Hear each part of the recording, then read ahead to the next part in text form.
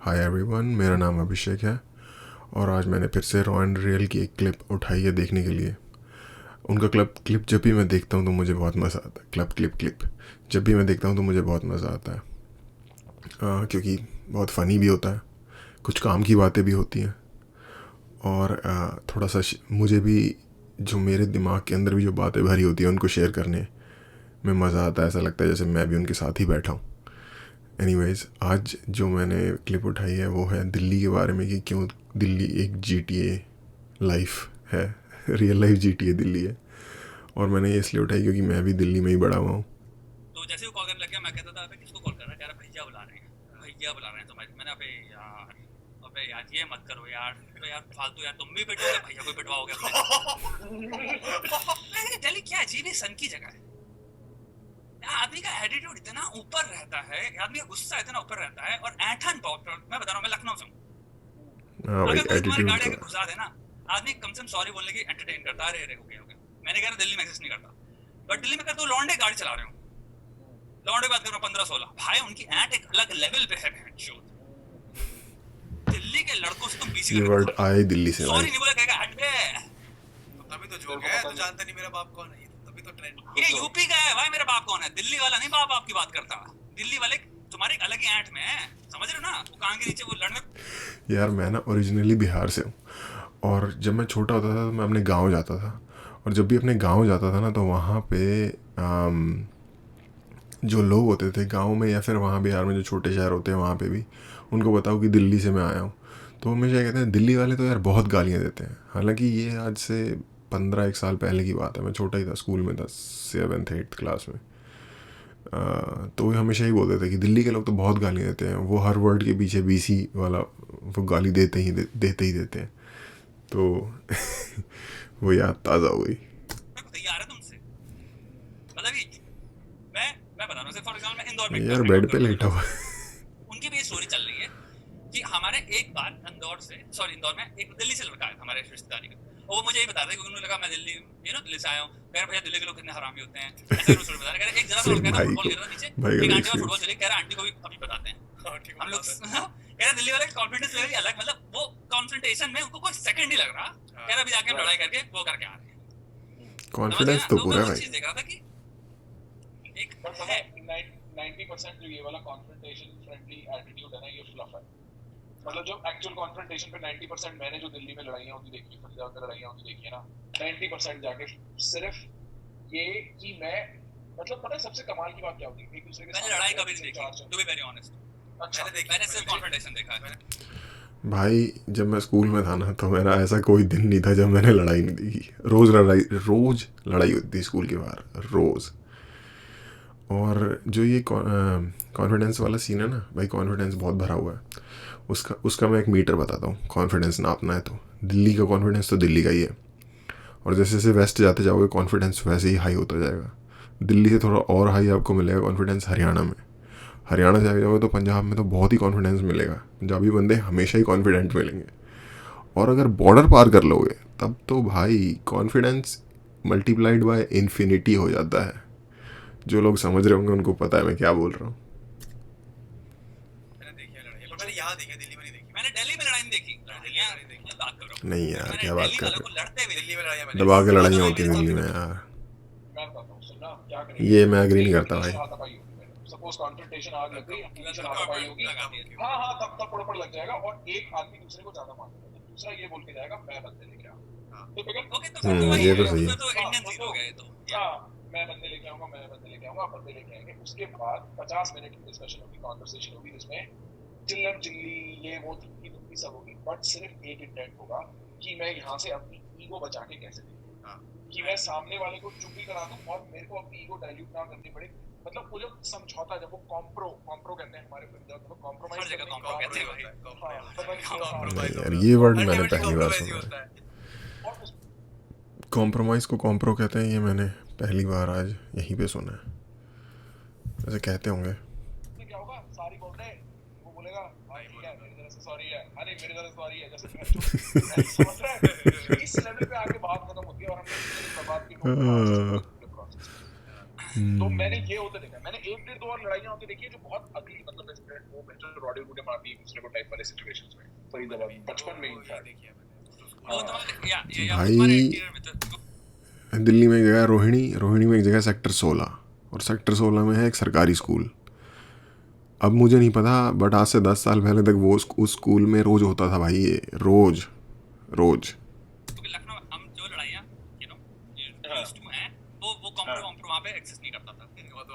It is proper gang fight. तो फिर fight है तो फाइट है, हॉकियाँ गोलियाँ वोलियाँ सब चल जाती हैं, ऐसे कोई वो नहीं है। मेरा तो एक डायलॉग था जब मैं झाड़ वर्क कर था ना। हाँ बढ़िया, ये अच्छा एक्सप्लेन किया अपनी एज बताने का। भाई हॉकियाँ तो चल जाती हैं, जो लड़ाई मैंने देखी है दिल्ली में, पर गोलियाँ मैंने कभी गोली चलते हुए नहीं देखी।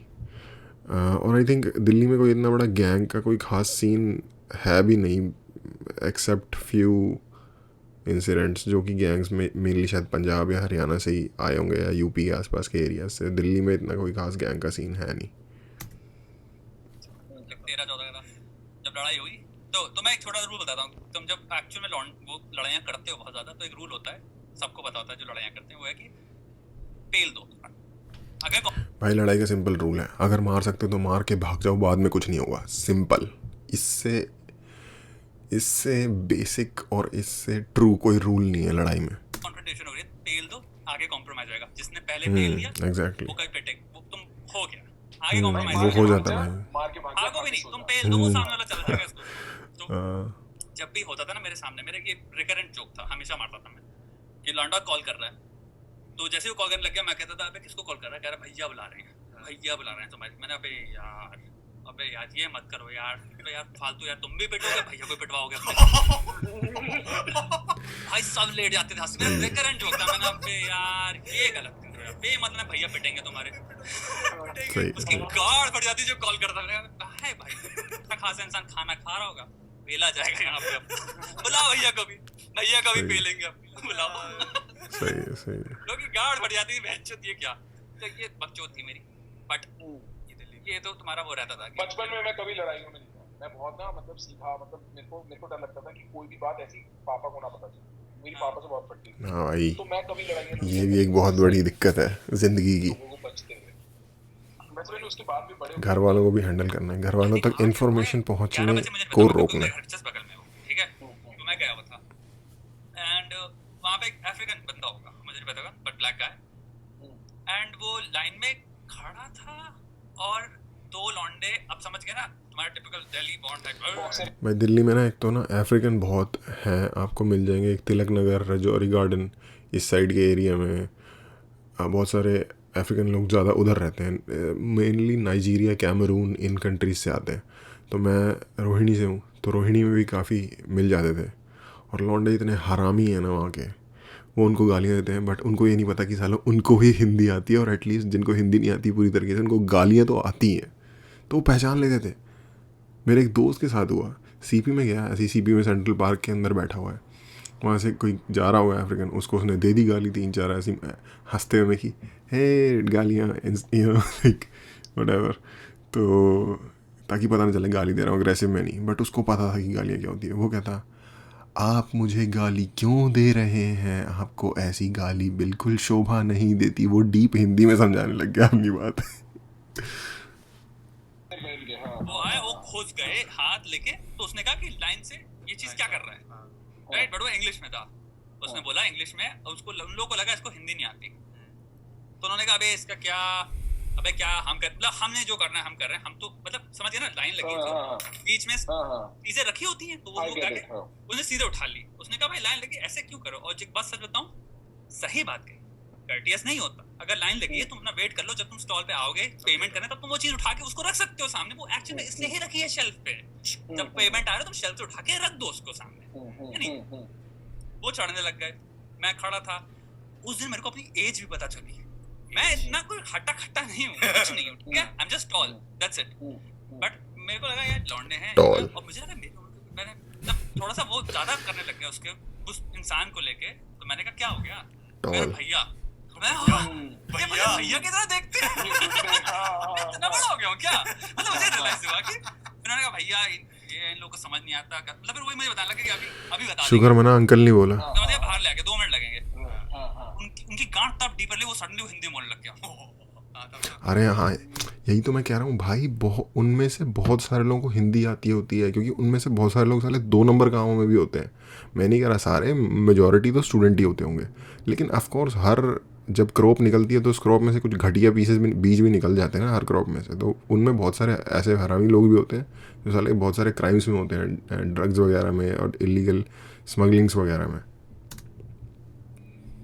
एकदम से बोला उसने, क्या पता है स्मगलिंग में कुछ होती है, मतलब वो बोलने लग गया, कहता है बोर्डिंग में जंगल से हैं, कहाँ डिपट लगे। फिर मैंने साइड में थोड़ा सा चुप हो गए, मैंने 2 जोक उसके मारे, उसने मेरे को हाई फाइव दिया क्योंकि उसको जोक इतने अच्छे लगे मेरे, मैंने उसको चिल कर दिया। नहीं, पर दिल्ली में ना यार एक चीज़ बताता हूँ, जंगल से जो है ना उसमें बताता हूँ, देखो जो अफ्रीकन्स होते हैं ना, अगर सिंगल बंदे से किसी को लड़वाओगे तो कोई मुकाबला नहीं है, वो लोग फिजिकली बहुत ही केपेबल होते हैं। आप जितनी भी ट्रैक एंड फील्ड के जितने भी इवेंट्स देख लो पूरी दुनिया में, ज़्यादातर अफ्रीकन्स ही लेके जाते हैं।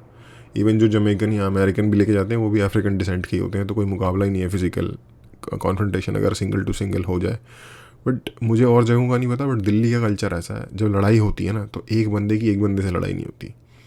जिस बंदे के पास जितने लोग होते हैं, कोई ऑनर नहीं है उस वहाँ पे कि भाई मैं अगर मेरी लड़ाई हो रही है और मैं इतना ही बड़ा मर्द हूँ तो मैं एक ही बंदे से लड़ूँ, वहाँ पे कोई इस तरीके का ऑनर नहीं है।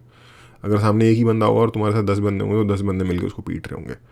और इस तरीके की सिचुएशन में ज़्यादातर अगर मान लो काले हैं वो 2-3 होते हैं, बट जो लोकल होते हैं वो तो काफ़ी लोग होते हैं, तो जिनके पास भी ज़्यादा बंदे होते हैं वो भारी पड़ जाता है उस सिचुएशन में। कर दिया कि और मार यार, रिलीज कर दी ना हाँ मैंने उधर से उसके एनर्जी रिडायरेक्ट, मैंने 4 जोक उसके मारे, उसको पसंद आया मेरे जोक, उसने हाई फाइव दिया मेरे को, फिर वो कूल हो गया, फिर वो भी अपने जोन में आ गया कि हाँ ये मैटर, फिर वो अपने उसने शॉपिंग करी, वो निकल गया। बट मैं ये देख रहा था कितने सेकंड की चीज थी, अभी 2 भिड़ने वाले थे या दोनों उसको पेलने की सोच रहे थे।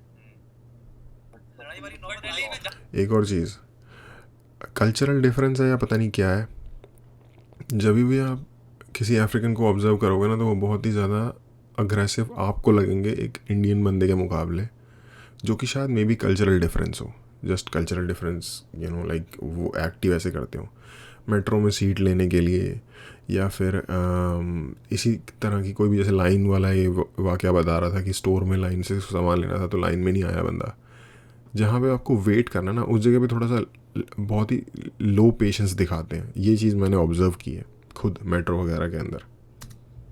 ज़्यादा तो ये बात बता रहा क्लबिंग वाले सीजन में बात स्टार्ट करी थी, that I don't know, it's a very superficial scene, because the thing is also Delhi में मैं जब गया हूँ फॉर एग्जांपल जिन क्लब्स हैं, इट वाज ऑलवेज कि किसी ना किसी कोई फ्रेंड ही ओन कर रख के बैठा हुआ है तभी मैं जा रहा हूँ, वरना मैं तो क्लब तो मैं नहीं जाने वाला, इन द सेंस कि मैं 5-6 हज़ार रुपए की पैसा फेंक के I will gain entry, fuck no, it's not worth it, वो तो absolutely not worth it, bro 0% worth it. इसीलिए मेरे को रेस्टोरेंट जाना ज्यादा पसंद है, पता है कम से कम वहाँ पे I don't like यार I like bars, आपको क्या पसंद है, मतलब क्या बार सबको बिना एटलीस्ट पैसे एंट्री प्राइस तो नहीं लग रहा ना लंबा चौड़ा, तुम जाके दारू में उड़ा दे रहे हो, और बार में मोस्टली लौंडे बैठे होते हैं, that's also one thing right, mostly 70 to 80% लौंडे बैठे और चीख रहे हैं हा हा हा हा हा हा हा, बोलो भोसड़ी का लौंडा सुनो तो दिख रहा है कि हाँ ये कॉर्पोरेट, ये अपनी जॉब खत्म करके आए हैं, ये अंकल बैठे हैं यहाँ पे 4 लोग है ना, समझ रहे हो, तुम्हें दिख रहा है Right. 8 इंजीनियर बैठे हैं, अभी नौकरी से आए हैं, ये इस कंपनी से हाँ, ये ये- अपनी कंपनी वाली बकचोदी कर रहे हैं, दारू पी रहे हैं, ये तो होता है दैट इज मतलब दारू पी के बात कर लो, दारू पी के मतलब वो नाचने वाला जो है ना, मेरा me that's not my type, तो मैं I don't prefer clubs anyway, very rarely मैं कभी जाऊंगा।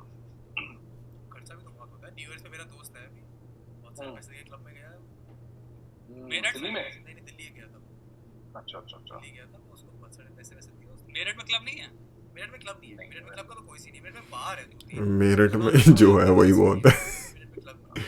अंकल वाले मतलब बाहर में क्या लौंडे मेरठ सारे तो अपने famous है पापा दिल्ली में बच्चे भाई। सारे अंकल बैठे हैं।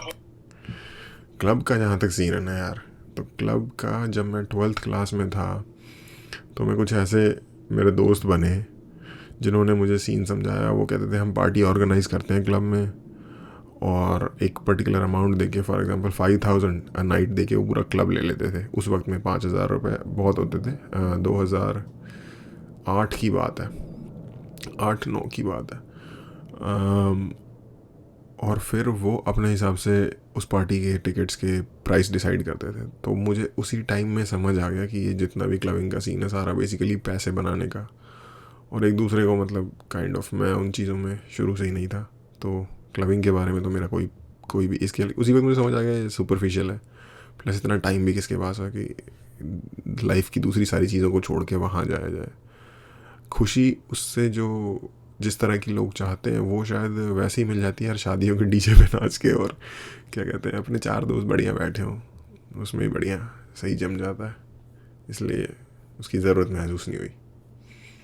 बाकी एनीवेज, जैसा कि मैंने कहा था, फ़नी क्लिप होता है, देखने में हमेशा ही मज़ा आता है।